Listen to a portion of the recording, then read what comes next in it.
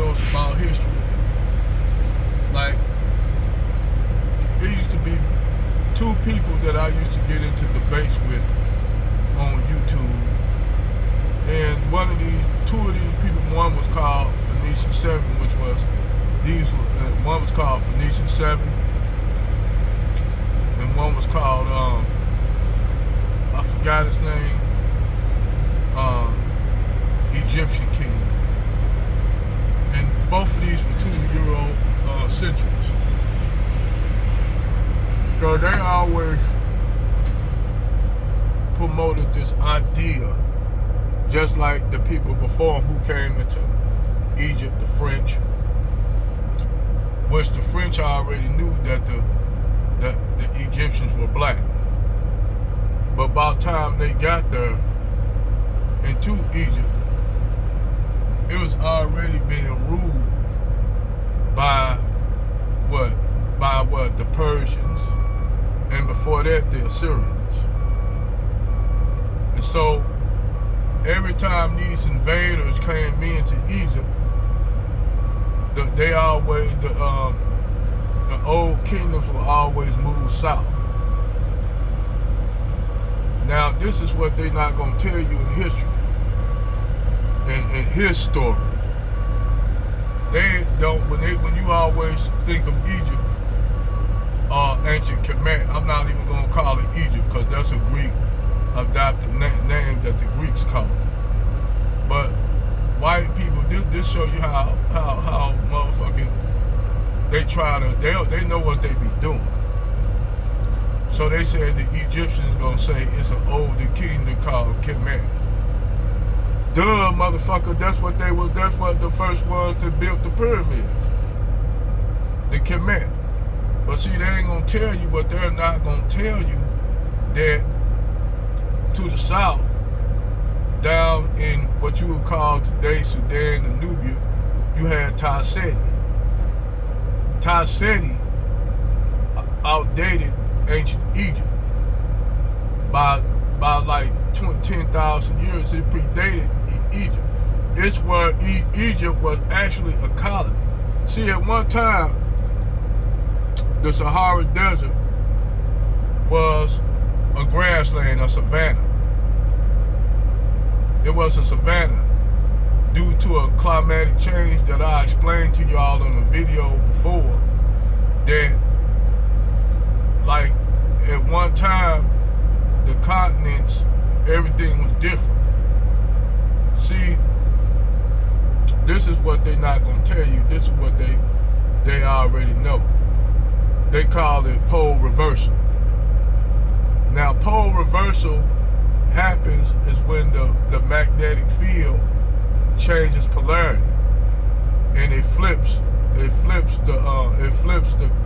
planet upside down, because the core and the magnetic field, every few million years, few 100,000 years or to 1,000,000 years, Earth changed axis. Sometimes it changed suddenly, sometimes it changed real to a point where you get certain ice ages due to that. Now, if you ever paid attention to how when the Egyptians, they call, like for instance, to the north that's called Lower Egypt, to the south that's called Upper Egypt. Same thing in Nubia. Northern Sudan was called Lower Nubia. Southern Sudan is called Upper Nubia. Now, think about that shit for a minute. And why would they do that? Why would they change, say that the Northern Egypt is Lower Egypt, and Southern Egypt was Upper Egypt? The only way that I can explain that shit, there was a magnetic pole switch. And this is how you got the flood of Noah and all that shit. That's how you got that deluge and shit. Because everything changed. You had mountain ranges that disappeared and new mountain ranges was born. Now, I told you all about what continental drift plate tectonics, continental subduction zones, and I told you what a subduction zone is. A subduction zone is where the continents converge, where you have you got the Pacific plate, you got the Atlantic plate, you got the African plate, you got the Eurasian plate, which is Europe and that central part of Asia. That's the Eurasian plate. You got the Asian plate, you got the Australian plate, and the North American, South American plate. At one time, Africa and North America was linked. Now they'll say you had a couple times where the continent split, came back together, split, came back together. But they say this shit happened within a few million years. They gradually, due to subduction zones, the continents will change positions every few million years. Like they say, in another 5 million years, that part that connects Central America with South America, that will go back under the sea.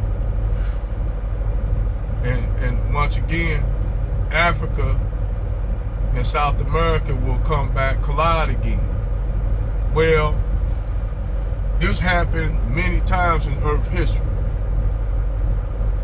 Many times. Then you add on the asteroid impacts, like that couple, it was asteroids that hit the Earth during the Younger Dryas period, which happened about 100,000 years ago. The other end, another ice age. After that ice age ended, this is around the same time when it was a magnetic pole switch.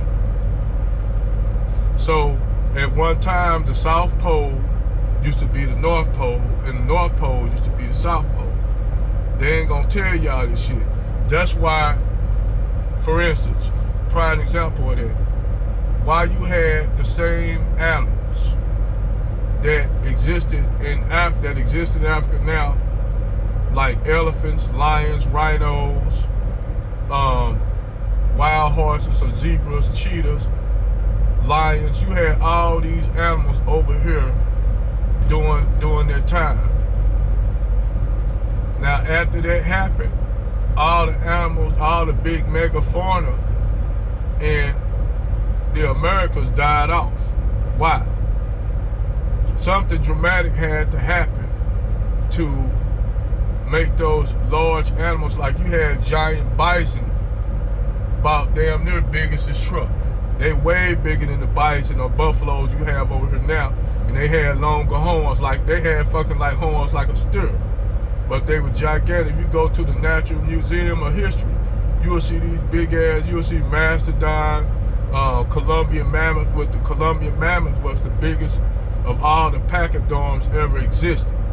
It was bigger than the African elephant, it was bigger than the woolly mammoth, it was bigger than the Asian elephant. It was the smallest elephant that they had was the pygmy elephant that they had on some of the islands in the Mediterranean.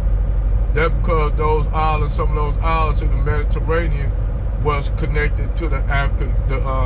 You had this sea called the Tappan Sea. In the Tappan Sea, you had animals during that time that lived up in North Africa, because North Africa used to be a savanna before the pole reversal. Then after that, after the Earth changed its polarity, that's when you started having the Sahara Desert. But also, they found a city from what they would call they call it the Eye of the Sahara, and this city was basically looked like the remains of the great city of Atlantis in North Africa. But you had another great city you had another city in what you call the Pacific, and that city collapsed underwater. Now keep in mind, I'm gonna show y'all connect some dots with you all. Have you all ever? I know you all seen Conan the Barbarian. you ever listen to the intro, Conan the Barbarian. Conan the Barbarian was basically talking about long before you had the Egyptians, the Greeks, you had civilizations way before that. They basically throwing y'all as clues in these movies, but y'all gotta be able to pay attention to them. I didn't pay attention to them until I got older. Until I got older and I started doing research. And then you listen to the stories of Herodotus and Homer. And Homer, even though these stories were passed down to the Greeks by the Kemites. So when Herodotus was in Egypt, this is during the time of the Macedonian, they drove out the Persians, so the Macedonians took control over Egypt. Well, Herodotus was talking to a priest, and the priest told him that, Herodotus said this civilization is older than time itself, and the Egyptian priest, he asked him, he said, the world must have a great upheaval. He said, the Egyptian priest said, just one? We had many. So Herodotus was astonished by that, because Herodotus, they only thought it was one deluge, the deluge that happened with the flood and shit like that. He said, no, there were many. He said there were many that split up the world. And see, what that's telling you, that it was people around during the time of the motherfucking Cretaceous and dinosaurs and shit. Because the earth was seeded. A lot of motherfuckers don't know earth was seeded with humanity. This whole planet Earth was created. Now some will say it was created by God and shit like that. And you'll find all your clues if you listen to sci-fi movies, look at sci-fi movies, like you look at Star Trek, you look at Star Wars, you look at Battlestar Galactica, you look at fucking Stargate. And basically they throwing y'all clues in these sci-fi movies. You just got it. Y'all think of just them sci-fi movies and shit like that. These people are not that damn creative to come up with these ideas. You did. Prime example. Star Trek: The Next Generation. If you ever noticed that shit on Star Trek Generation, they had what you call touchscreen pads and shit, like the touch screens and shit. Like the tricorder looked like your cell phone, your smartphone and shit. It just a little bigger, but they already had this technology in experimentation, and they put it on Star Trek. Now, if you ain't know nothing, if you ever paid attention to Star Trek, The Next Generation, you'll notice everything was a touch pad. Wasn't no buttons and shit like that, like the old retro show that came out like during '68 and the '70s. This shit they had, the technology was completely different. They had touch screens, everything. They was telling y'all, showing y'all how far technology advanced then, but people didn't pay attention to the shit. People didn't pay attention, but I paid attention to that shit, because I was a Trekkie. And I said, man, then a few years later, because I think Star Trek Next Generation came around 89, I think around 89, 90, 80, around 80, 86, 85, 86 to 87 when Star Trek The Next Generation made its debut. They ran a trailer. So the show was successful. So what happened is, what you see this back in the 80s when they had these touchscreen phones, these touchscreen computers and shit that looked like laptops. They didn't have laptops back then. They just had that big ass fucking. You had the damn what? You had what you called a console. You had a console. You had your monitor. Then you had your fucking you had the motherfucking processor and all that shit on the side. Your all that shit you put in the floppy disk and shit. This round even before America Online and shit, where you got that shit, you got mail. Shit like that. they already had this technology a long time ago, this touchscreen technology back in the 80s. So it's like Billy Carson, Billy Carson, he broke so much shit down and shit that he was thinking, I was thinking like damn near back in the damn early 90s, because like I said, the fucking, I was a sci-fi nut. I liked the comic books, I liked the sci-fi movies and shit. And this shit, I started putting two and two together. I said these people had laptops and shit, those flat screen computers and shit, back during the time of Star Trek. They were showing y'all what they had, but everybody just went over their head with it. You dig? Everybody was missing the shit. In early 2000, when they released all this shit, doing what? Your first touchscreen phones was the fucking what?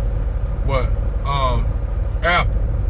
Apple came out with theirs, and then Samsung came out with the Galaxy around 2000 and what? 2013 to be exact.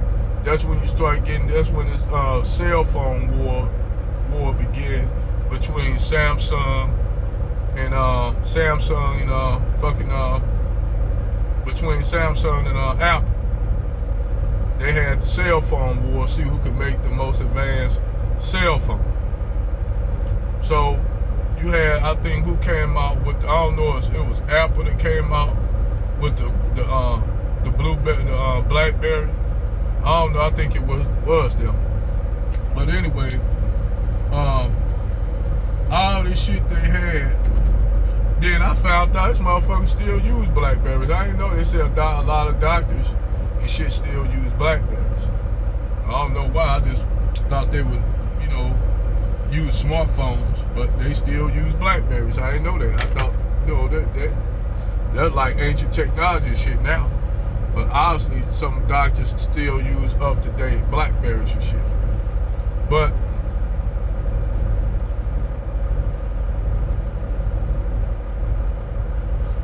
it's just like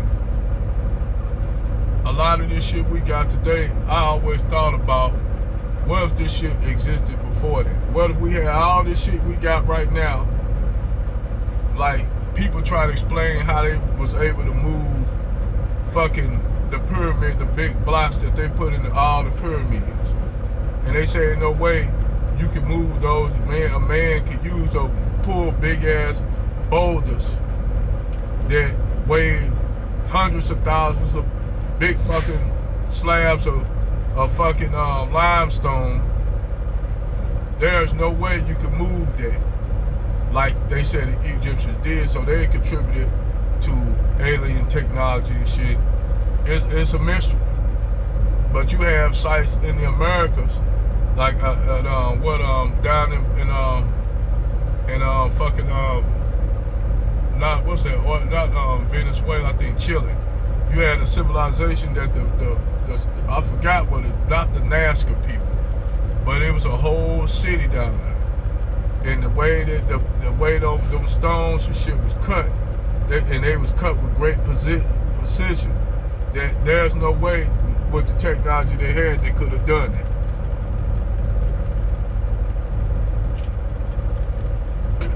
Even to this day, they can't duplicate that shit, because those people had technology back then that we didn't have. So I said those big old boulders and shit, the big limestone and shit like that, I'm like, think what if they had big ass tractor trailers back then and we didn't know they had that shit. They had shit, tractor trailers and shit like that to move them big ass stones up in the pyramids. We don't know. We don't know. We can only assume that they didn't have this kind of technology that we have then, because in time, if man were to disappear, like they had something on the History Channel the day the man disappeared, and they had everything the man created within 100 years, everything started to deteriorate. The only thing that remained standing of man that was remained of the creations of man, guess what they were? The pyramids. The pyramids were the only thing, the structures that last to remind you that man was still here. Only structures. After man was miraculously just disappeared, the pyramids were the only thing left. The Arabs had an old saying, because the Arabs actually, under Abdul ibn Walif, they tried to destroy the pyramids, but it was so much a task that they just said stop it. So the Arabs had a saying that the saying goes, it is time, pyramids don't fear time. It's time itself that fears the pyramids.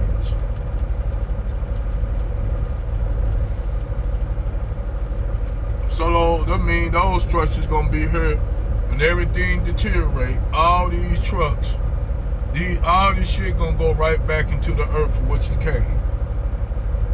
Everything. That's why they can't find traces of these ancient civilizations that were here, because a lot of them were up under the ocean. The Pacific and the Atlantic Ocean claimed a lot of these. It was whole continents that were here that's no longer here, that went up under the water, whole continents. And this is during the time, they say this is during the epic tale of Gilgamesh, which the Bible, the book of Genesis, was plagiarized off of. So they'll tell you that the issue. That's why I told y'all in the last video, I told you they had to create the Hebrew alphabet and language, because the Hebrew language never existed. It was fabricated just like the Arabic language, and they taught during the Islamization of the Middle East. Arabic became the standard language for everybody in the Middle East, and all Arabic is a mixture of Aramaic, ancient Syriac, and Greek.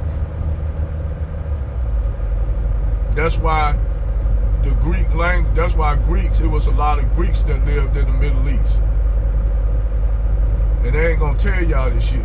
That's why when I debate with these Hebrew, I destroy their argument like a motherfucker. Because when I told them that Israel and Judea never existed, that's all was fabrication. Then they try to say, well, they probably weren't talking about that Israel. I said, yes, ain't no, come on, look, that's deflection. It never, Israel, the kingdom of Judah and Israel never existed. It was made up. The whole story was made up. The Wailing Wall, where you see them Jews and shit be like this, with them putting Hebrew scriptures in that shit.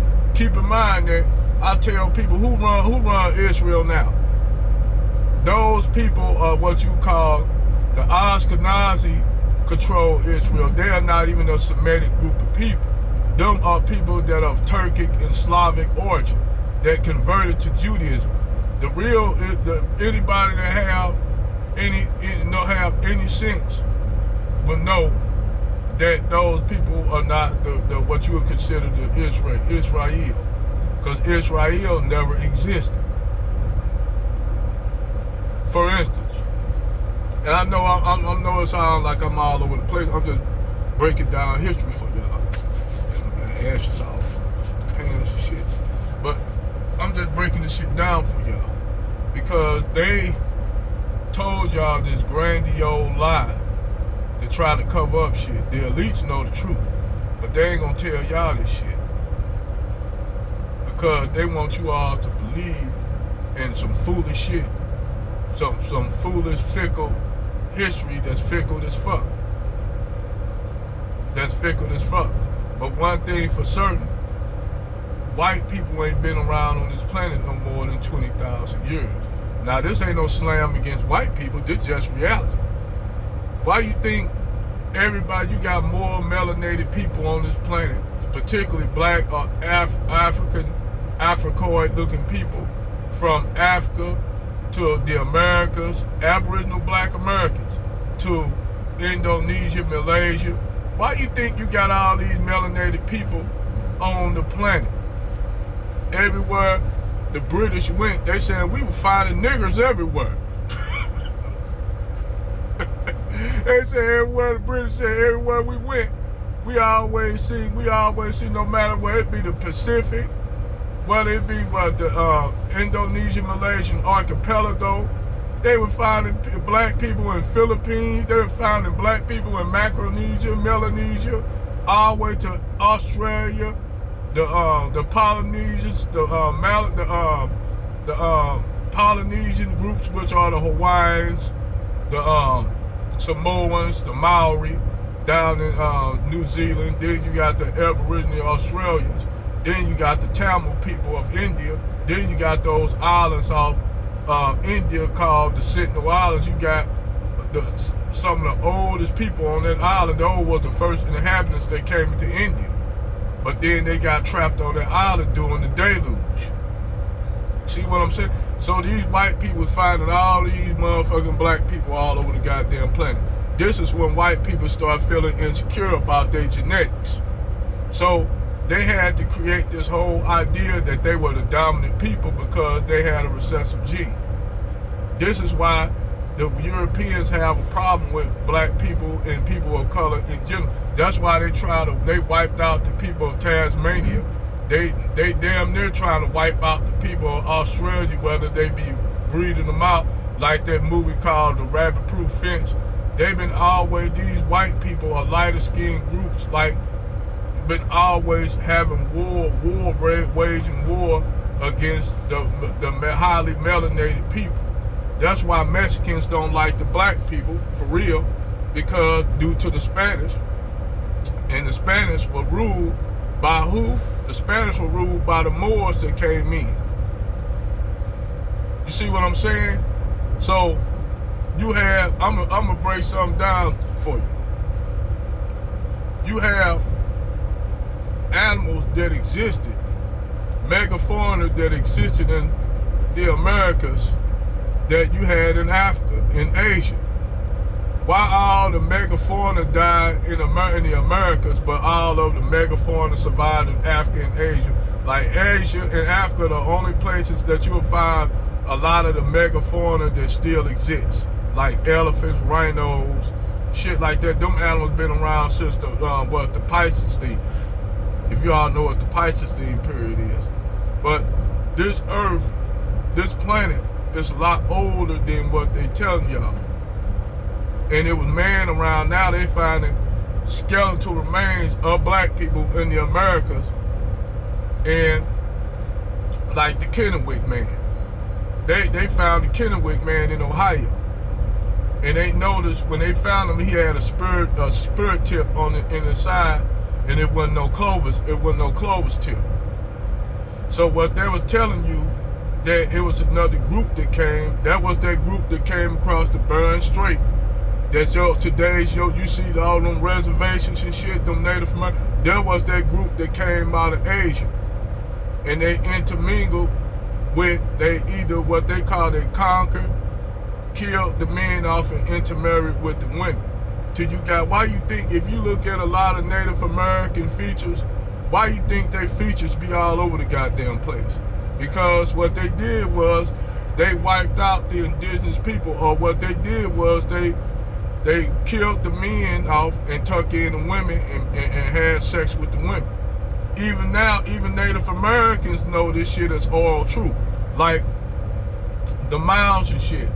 When you listen to them Native Americans, they didn't know them mounds and shit existed. They didn't know them. If you would think, if these people who say they've been in this land millennials ago, why the hell they didn't know about all them mounds like Cahokia